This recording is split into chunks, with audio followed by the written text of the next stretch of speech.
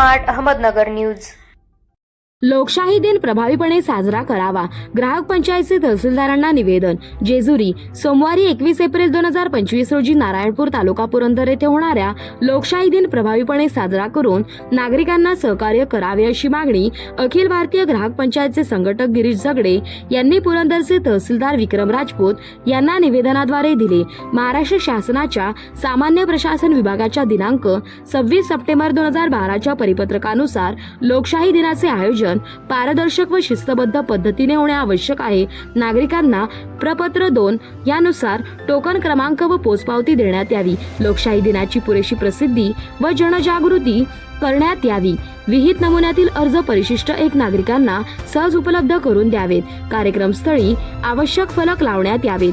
सर्व शासकीय कर्मचारी ओळखपत्रासह कार्यक्रमात सहभागी व्हावेत। प्रत्येक विभागाचा स्वतंत्र स्टॉल व जबाबदार अधिकारी उपस्थित असावे। सर्व प्रक्रियेची काटेकोर अंमलबजावणी सुनिश्चित करावी असे या निवडण्यात श्री झगडे यांनी नमूद केले आहे। तसेच लोकशाही दिन हा सामान्य नागरिकांसाठी शासनाशी थेट संवाद साधण्याचे एक महत्त्वाचे व्यासपीठ आहे। त्यामुळे प्रशासनाने या मागण्यांचा गांभीर्याने विचार करून प्रभावी अंमलबजावणी करावी अशी मागणी करण्यात आली आहे। प्रतिनिधी शामराव जगताप।